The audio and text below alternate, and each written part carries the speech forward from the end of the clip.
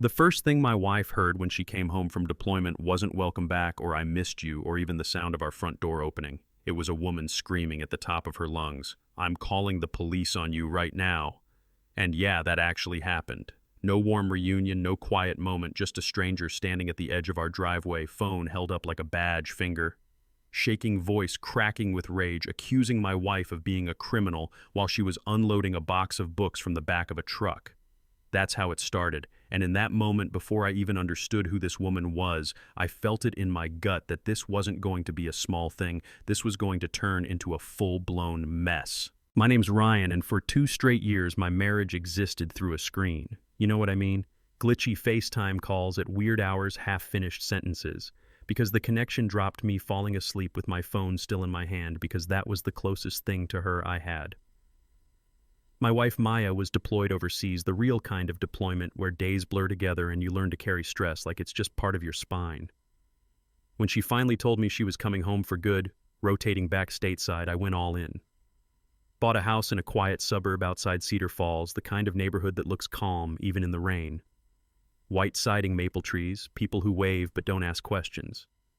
I scrubbed floors until my hands hurt, repainted rooms because I remembered her saying once she liked softer colors, hung a big kind of ridiculous "welcome home" banner on the porch because I wanted her to feel safe the second she stepped onto that driveway. I wanted normal. I wanted peace. I wanted the boring life people take for granted. What I didn't plan on was Linda Cross. Linda lived 3 houses down, and even before all this, she had a presence. Perfect lawn, perfect porch decor, smile that looked friendly until you noticed it never reached her eyes. Clipboard energy, the kind of person who treats neighborhood rules like scripture. I'd seen her a couple times correcting people about trash cans or parking, and I figured if I stayed quiet and kept my head down, she'd ignore me. That was naive. The day Maya came home, the air felt lighter, like my chest finally had room to breathe. I was pacing the living room when I heard that deep diesel rumble that didn't belong on our street. I looked out the window, and there it was, a big olive-green military transport truck turning the corner completely out of place among beige sedans and minivans. Maya hopped out of the cab in her uniform posture, straight movements, calm and efficient, that quiet confidence you don't fake. She saw me, smiled, and for about 3 seconds, everything was perfect. Then Linda's front door slammed open. She didn't walk toward us. She advanced, phone already up, snapping photos, like she was collecting evidence for a trial she'd already decided we lost. She stopped right at the edge of our driveway, not an inch over, like she knew exactly where the line was. "Excuse me," she said, voice sharp and rehearsed. "I'm Linda Cross, chair of the Oak Ridge Community Compliance Committee. That vehicle is not permitted on this street." I stepped forward, hands open, trying to keep it friendly.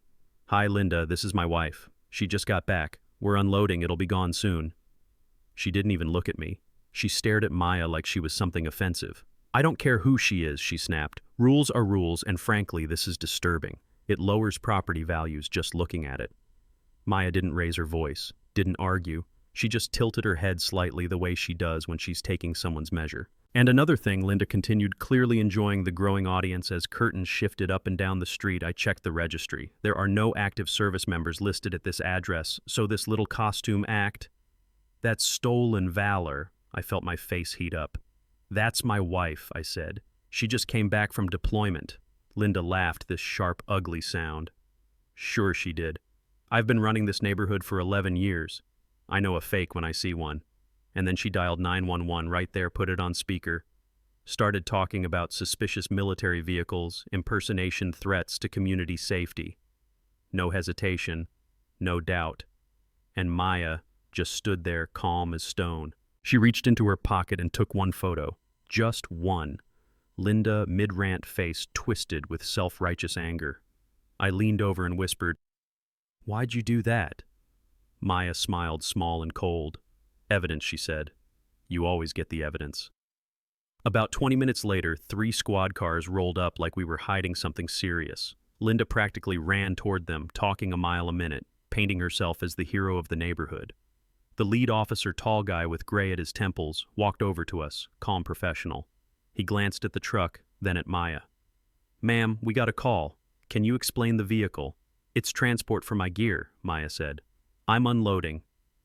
"Check her ID," Linda shouted from behind him. Make her prove it. The officer sighed, nodded. I need to see some identification.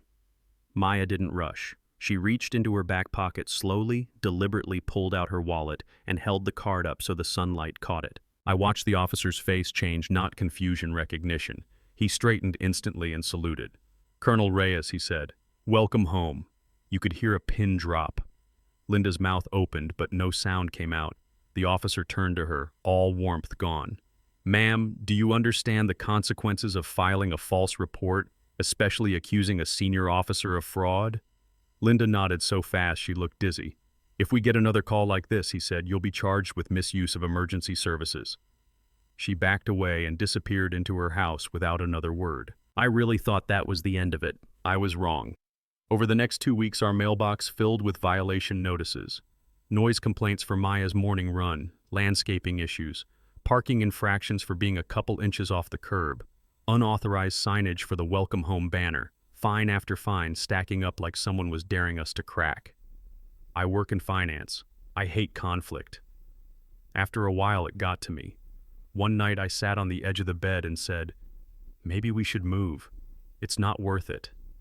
Maya looked at me through the mirror eyes steady. I didn't survive overseas to be chased out by a woman with a clipboard. That's when she shifted gears. She got quiet, focused, started documenting everything. Photos, videos, times, patterns. Linda's car blocking a fire hydrant. Linda dumping trash into other people's bins. And then Maya dug into public HOA records because that's the thing about rules, they cut both ways if you know how to read them. She found that the landscaping company paid by the HOA was owned by Linda's brother.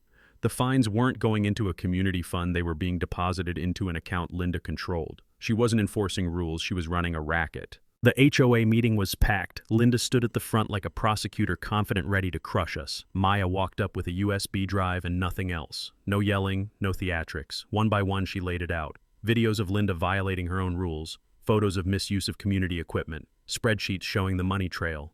You could feel the room turn. People started whispering, then talking, then shouting. The board didn't even hesitate. They voted unanimously to remove Linda Freeze, the accounts order and audit. Linda left screaming that night. Her power evaporated in real time. 2 weeks later, a new neighbor moved in next door to her. Young woman, friendly, polite. Linda tried her old tricks, violation notices, hovering intimidation. Then one afternoon we heard the new neighbor on the phone and her backyard speaker on. Yeah, Dad. She's still harassing me. Keep the file open. Pause. Love you, Chief. I watched Linda's curtains snap shut like she'd seen a ghost. Turns out the new neighbor was the police chief's daughter. Yeah, that happened. We haven't seen Linda since. The street's quiet now, peaceful, the way it should have been from the start. So here's what I want to know, and I mean this genuinely. Did she get what she deserved, or did she deserve worse? And how many people like her are still out there hiding behind rules and titles, waiting for someone they think won't fight back? Drop your thoughts in the comments. Tell me if you've seen something like this or lived it yourself, because these stories matter, and the only way they change is when people stop staying quiet.